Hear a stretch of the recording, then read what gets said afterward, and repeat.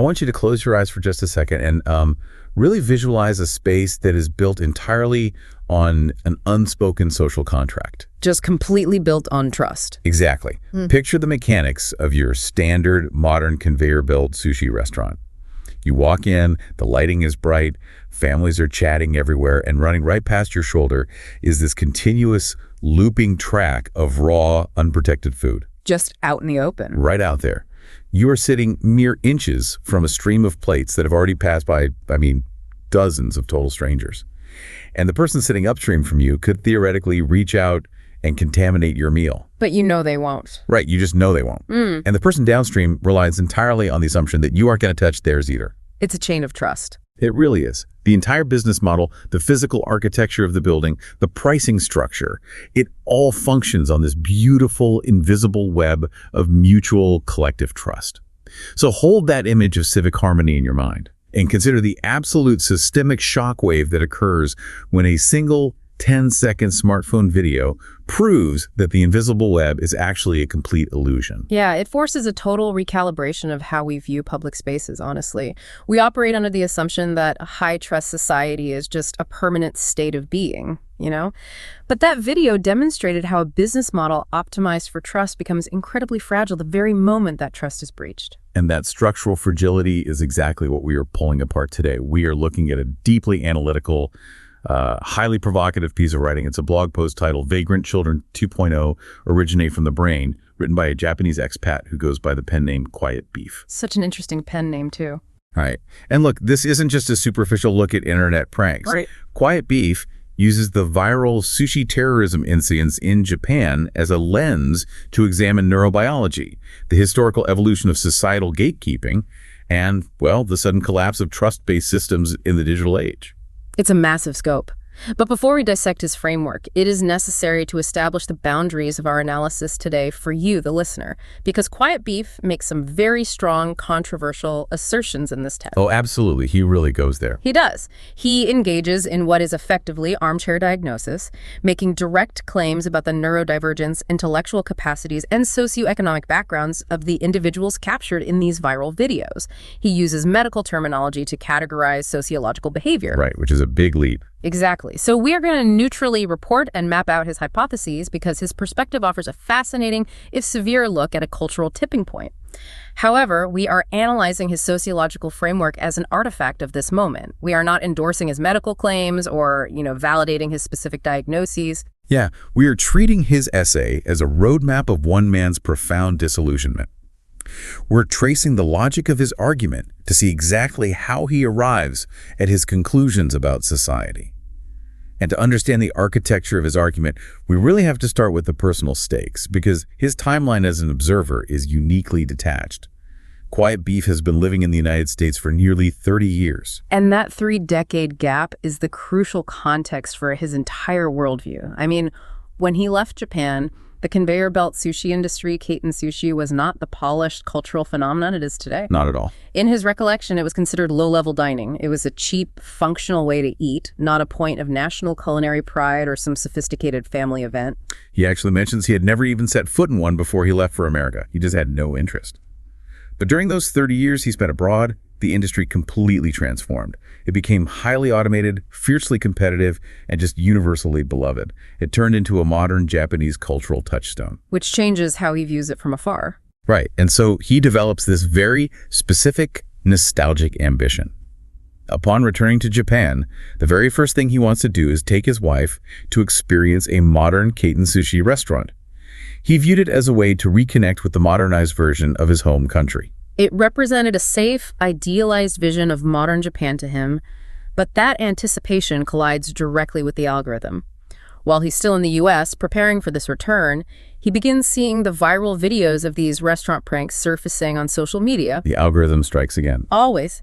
And his psychological progression here is fascinating because he doesn't actually abandon his dream immediately.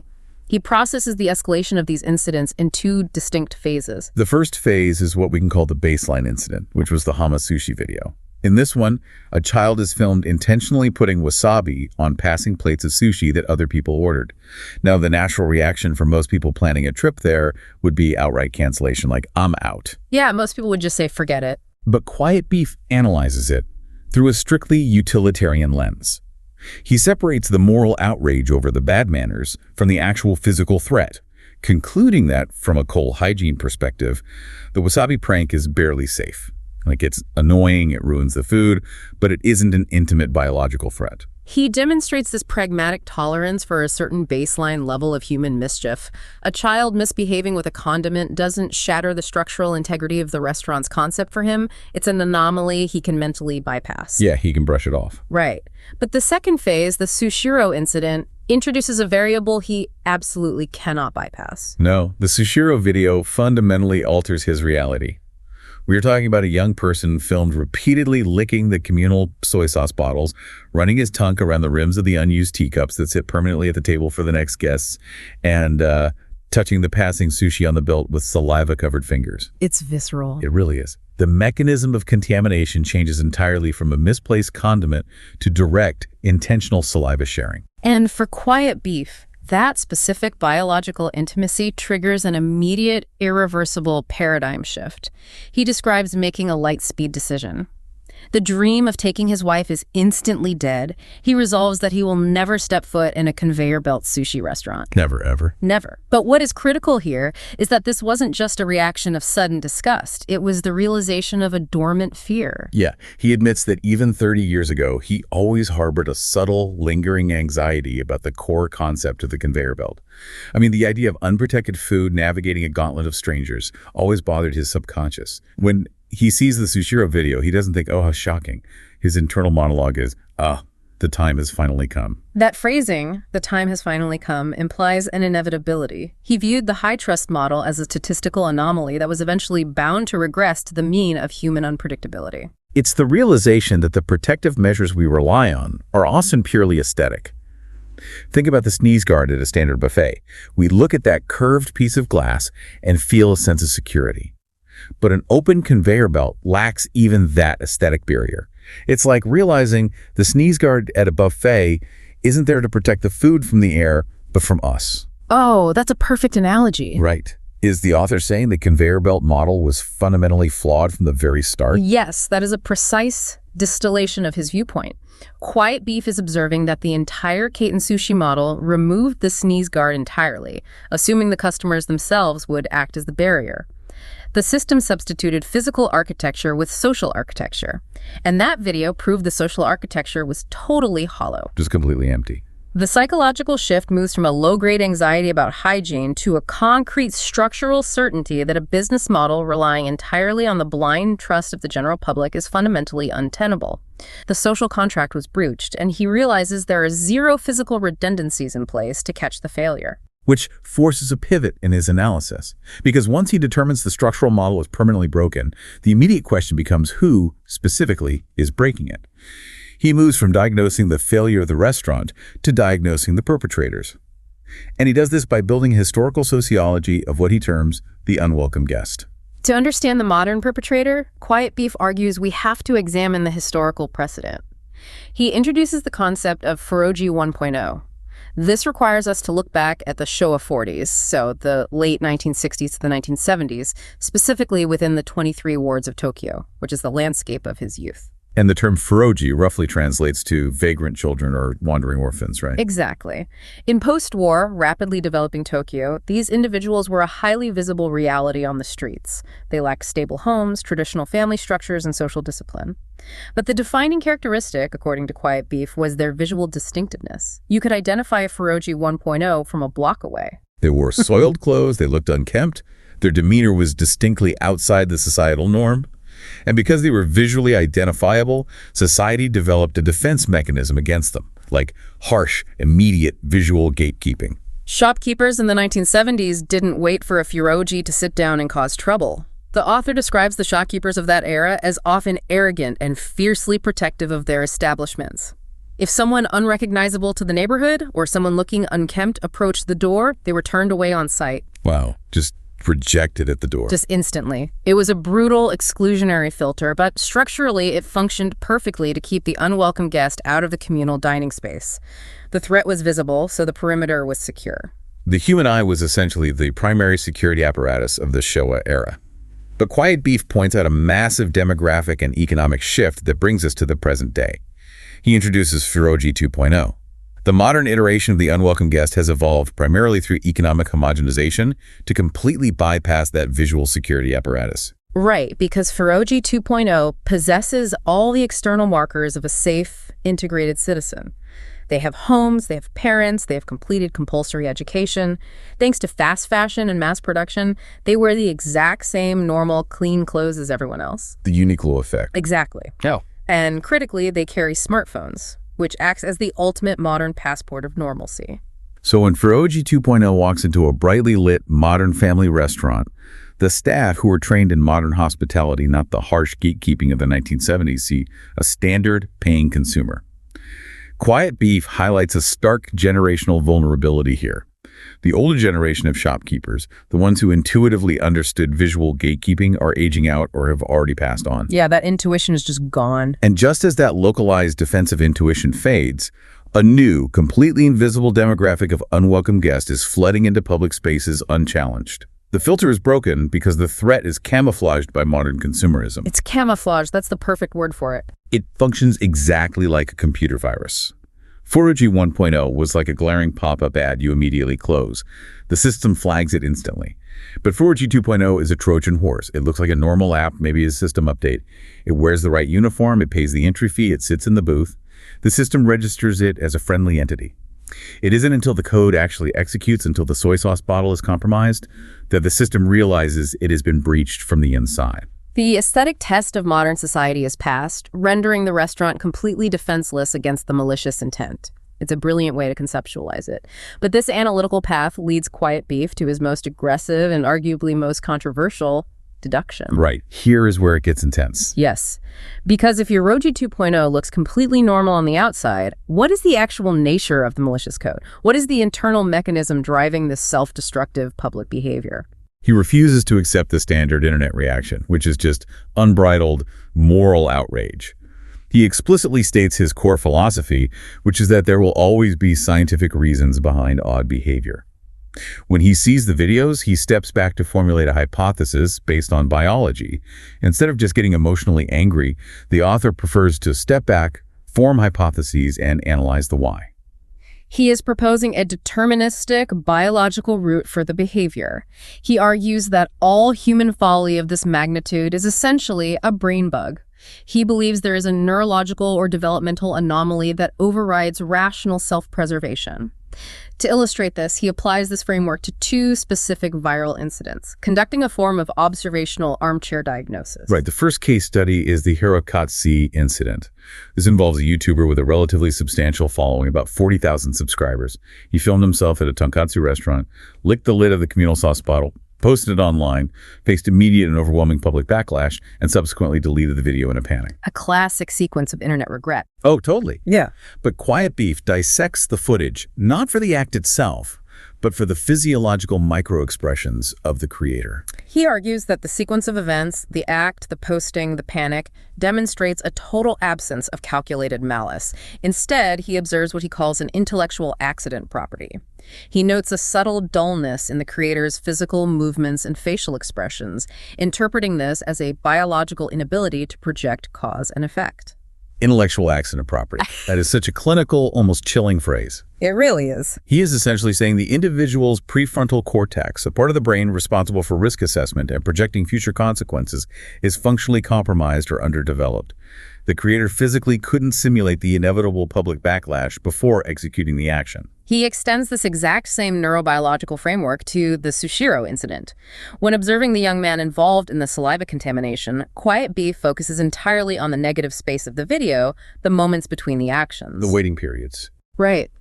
He specifically highlights the young man's rapid, restless, vertical hand movements while he waits for his friend to ready the camera for the next stunt. Quiet Beef hypothesizes that this extreme physical restlessness, this sheer inability to remain still for even a few seconds in a public space, is a clear clinical marker of unmanaged ADHD. He really zooms in on that fidgeting. He does. He mentions that the erratic nature of the movements almost mimics the physical tics associated with illegal drug use, but he firmly attributes it to neurodivergence, a brain bug that destroys impulse control within highly stimulating environments. And he builds a multi-layered profile here, doesn't he? It isn't just the biological hardware. He layers in environmental and familial conditioning. Yes, the nurture side of the equation. Exactly. He suggests these individuals likely emerge from environments that actively praise shallow self-display. Furthermore, he speculates that their parents might also possess similar, unmanaged developmental or intellectual traits, creating an intergenerational feedback loop where these bugs are never identified or corrected at home. It's a very bleak assessment of their origins. But wait, I have to push back on this framework directly. Because if we follow his logic to its natural conclusion, we hit a massive philosophical wall regarding accountability. Okay, how so? Well, isn't the author stripping away free will here? If Quiet Beef's premise holds true, if this behavior is a localized failure of cause and effect processing, a biological brain bug combined with a toxic upbringing, then does that mean they aren't responsible for their actions? How does the author reconcile this biological fatalism with accountability? If we just say, oh, it's a brain bug, doesn't that give them a pass? That tension is the absolute fulcrum of his essay. And Quiet Beef anticipates that exact counterargument. He explicitly rejects the idea of granting social or legal immunity based on his hypotheses. He states unequivocally that these individuals must face intense social anger and severe consequences. He literally says we can't just forgive them because of a disability. He is not writing an apology for their behavior. Okay, but if his premise is that this is biological and reflexive, then the entire legal concept of deterrence is functionally useless. The justice system relies on the assumption that a rational actor will weigh the threat of a lawsuit or public shaming and choose not to offend. You can't deter a reflex. That is precisely his most terrifying deduction for the future of public infrastructure. He supports punishing the individuals, but he recognizes the systemic futility of that punishment. Suing the Sushiro perpetrator for millions of yen might provide societal retribution. It might feel good, but it will not act as a deterrent for the next Furoji 2.0 who possesses the exact same biological lack of foresight. Wow, because the impulse to act happens faster than the compromised brain can process the concept of future punishment. The traditional mechanism of deterrence fails. That is wild. A restaurant cannot secure its perimeter with the threat of a lawsuit if the intruders are incapable of calculating risk. The structural defense is just neutralized. But hold on, this exposes a massive chronological flaw in his theory. What's at the flaw? If these brain bugs are biological, and if environmental factors like poor upbringing have always existed, why is the systemic collapse of the conveyor belt sushi model happening right now? Human beings have struggled with impulse control and neurodivergence for millennia. Why is the sushi terrorism a modern phenomenon? That's the million-dollar question, and Quiet Beef addresses it by introducing the missing variable, the accelerant that weaponized these dormant traits. He shifts his analysis from individual psychology to the sociology of mass media, focusing on the role of smartphone technology and social networking services, or SNS. He describes technology as waking the sleeping monster. Of course. The smartphone. Yes, the smartphone isn't just a recording device in this theory, it's the environmental trigger. The biological traits were always there, but they were dormant. A teenager with impulse control issues in 1995 might have acted out, but the scope was limited to their immediate physical surroundings. They might have, thrown a rock at a street lamp or something. Exactly. But the introduction of the smartphone, and specifically the algorithmic reward structure of SNS, provided the exact dopamine-seeking environment necessary to trigger these specific, highly public acts of sabotage. Technology didn't create the neurological traits, but it provided the environment the desire for viral fame to trigger them into destructive public displays. The desire for that attention bypasses whatever minimal risk assessment software the individual has left. Technology provides the platform and the incentive.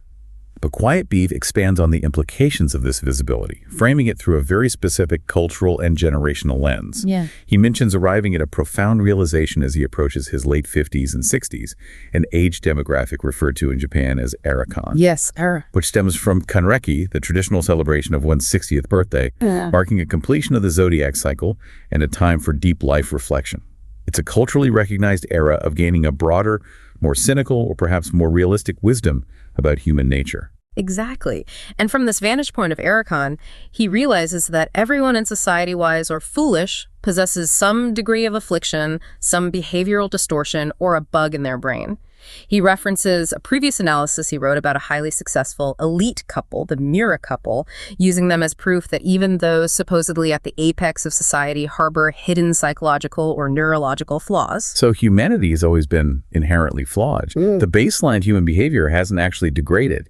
We didn't suddenly devolve into a worse species over the last 5 years. No, we did not devolve. What changed is the visibility. Quiet Beef points out that previously, the bizarre or impulsive actions of a small percentage of the population simply weren't captured on camera. Society operated on the principle. Not visible, therefore it does not exist. The illusion of a universally rational, high-trust society was maintained purely through ignorance. Ignorance was bliss. And high-definition video acts as a sociological solvent. It just dissolved the ignorance. The smartphone didn't create the Trojan horse, it just turned on the lights inside the walls so we could finally see what the horse was doing. That's beautifully put. Technology forced society to confront the unpleasant, raw reality of human unpredictability actively happening right next to our unprotected food. And that is how the author explains the sudden collapse of societal norms. It's not that humanity got worse, it's that our ignorance was stripped away. The sudden collapse of societal norms that we are perceiving isn't a collapse of morality, it is a collapse of the illusion of safety. The protective layer has been permanently punctured by high-definition video. But the psychological burden of that visibility is immense. Once you witness that video, you can never unsee it. You can never sit in that booth watching the plates roll by without running a threat assessment on the communal soy sauce bottle. Which brings us to the brutal pragmatism of his conclusion. We move from the philosophical breakdown of society to the highly practical implications for the future. How does a business actually function when the foundational illusion of mutual trust is dead? Quiet Beef concludes that the era of the honor system in shared public spaces is officially over. Traditional services, based on trusting anonymous strangers, are functionally impossible to maintain in a post-visibility world. A conveyor belt sushi restaurant is essentially an ecosystem of shared vulnerable items. You have stacked teacups, open condiment bottles, food moving openly past multiple tables. These are now viewed as unacceptable risks. They are unmanageable liabilities. The architecture of the restaurant has to adapt to a low-trust reality. And Quiet Beef outlines potential countermeasures, trying to brainstorm a functional sneeze guard against human nature. His first proposition is financial charging customers, a punitive penalty fee at checkout if they fail to return dishes properly or violate rules. However, based on his own analysis of the intellectual accident property, a delayed financial penalty is unlikely to prevent the reflexive act itself, right? It's a punitive measure, not a preventative one. It happens after the damage is done. Right. It doesn't stop the saliva from hitting the sushi. Exactly. So he moves toward creating physical friction. He suggests replacing communal condiments with individual paid packets. Wait, paid packets? Yes. The large, shared bottles of soy sauce would be gone. Crucially, these new packets wouldn't just sit on the table for free. They would be paid items, handed out by staff only upon direct request. That fundamentally alters the hospitality dynamic. You are introducing friction and cost to a process that used to be seamless and communal. Yeah. But he pushes the logic even further, right, to the absolute extreme. He really does. He suggests the only truly secure countermeasure is eliminating the conveyor belt entirely. The defining feature of the restaurant must be dismantled. In its place, he proposes in-store drone delivery. A drone transports the food directly from the kitchen to your specific table, entirely bypassing the airspace of every other customer in the building.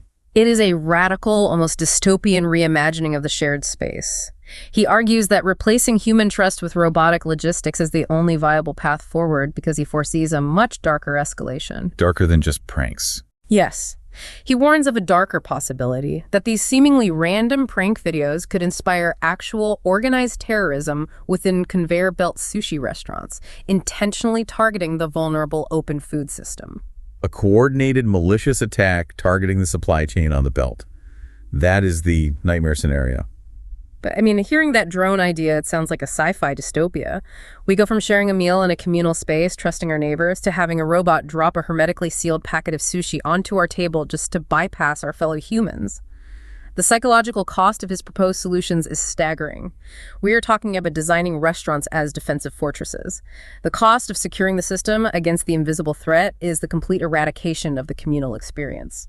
And that is the ultimate tragedy of Quiet Beef's analysis. A high-trust society builds beautiful, vulnerable infrastructure.